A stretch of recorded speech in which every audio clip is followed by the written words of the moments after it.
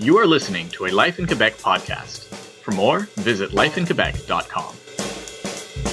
Hi, this is Andrew Greenfield from Life in Quebec. This article first appeared in the March 2014 issue of Life in Quebec magazine. The article, titled A View from City Hall, is of an interview that I had with Michelle Morin-Doyle, the Deputy Mayor of Quebec City.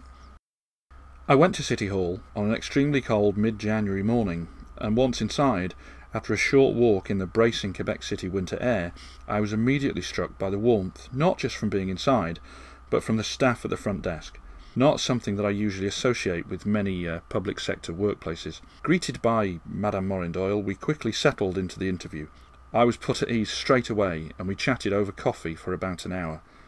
I found out that Madame Morin-Doyle came to Quebec City at the age of 10 via a circuitous route taking in Kingston, where she was born, Montreal, and latterly Toronto. She moved here with her parents and two sisters when her father, an Ultramar employee, gained employment at the refinery the company had opened. Throughout her childhood, the language in the home was English, as her father, who hails from the Beauce, had learnt it after meeting her mother.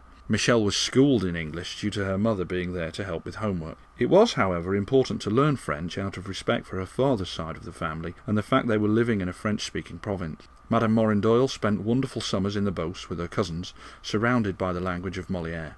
Immersion was the best way to learn and overcome linguistic obstacles, she says. After finishing high school, Madame Morin-Doyle studied on Prince Edward Island and, now married, moved to Calgary.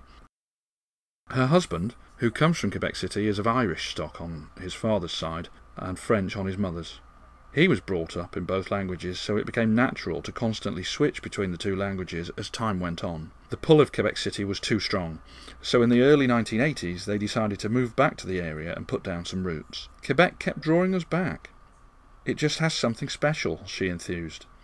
When asked if 30 or so years ago she could ever have imagined having such an important position in the city, she told us, "No, when you're that age, you're raising a young family, in your sort of bubble.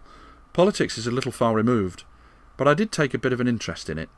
At that time, she was more focused on getting involved at the school level, as she wanted to demonstrate the importance of education to her own children. For her, the best way to express that was through schooling. She progressed via school committees, then the Holland School Foundation, Council of Commissioners of the School Board, and then became the chair of the board.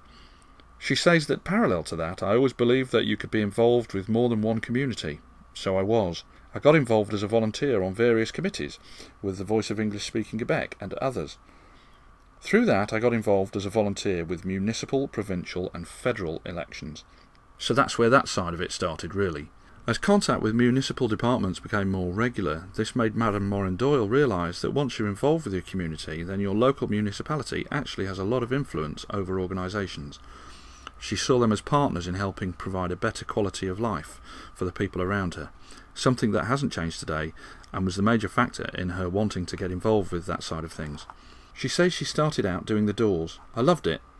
They were looking for volunteers and I jumped at it. It's still a big part of the election process today.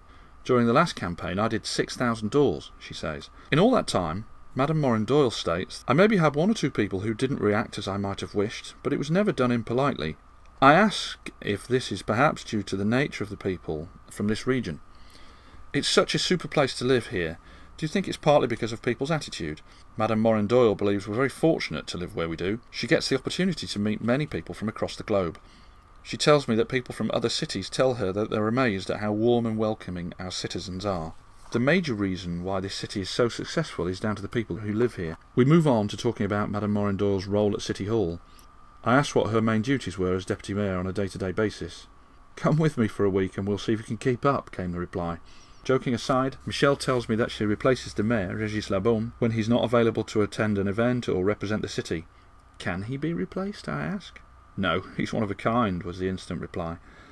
I want to find out why Régis Labaume is so well liked and what his qualities are. Madame Morin-Doyle says that having gotten to know him so well, it's that he's not a politician, he's an elected official. There's a big difference. He's a person that cares. He has a vision. He's very much part of this city and wants to make it the best there is. He wants to quickly find solutions to issues. For him, Quebec City is tattooed on his heart. He's accessible and he loves being out there. You have to be capable of listening to what people want, and he can certainly do that. She continues, Nobody's perfect, neither am I. We work off each other's strengths, and we have an excellent team of dedicated city councillors. There's the mayor, myself, and the executive committee. I ask her if she thinks it's difficult for someone who doesn't speak French to move here. She tells us, I think for someone to make the decision to leave their home, their network, their community, their family basically, takes a huge amount of courage and a certain type of person. It's not an easy thing to do. It's a huge, huge commitment. I have a lot of respect for people who decide to do that. The culture is certainly different here.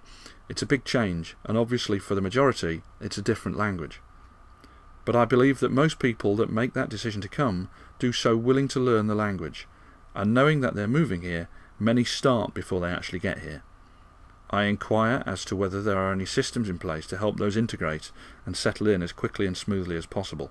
We here at the City have been working with organisations like the Voice of English Speaking Quebec, and some of our people help with the recruiting of specialist labour, so that when they do come, if they need services in English, they know where to go. We help with that integration, so I don't think it's a difficult thing to do, but it's a commitment on their part. I asked if the City does anything to welcome people who move here. We're not the Ministry of Immigration. We have no jurisdiction. What's important for us is the City. We offer information sessions in French, and you can go to our website and register for those. People have the latitude, when they're proficient enough in French, to come. We also have a bus tour built in so they can see our infrastructure. We work with partners to make this happen. Once a year we have a welcoming reception for everyone.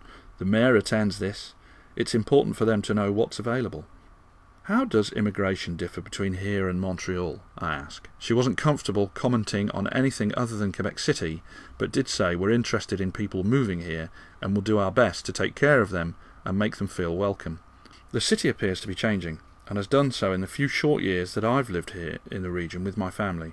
So with the influx of people to the region from non-francophone parts of the world, I'm interested to know her thoughts on what the cultural and ethnic makeup of the city will look like in 30 years from now. Madame Morin-Doyle pauses, reflects a little, and then offers, "Good question.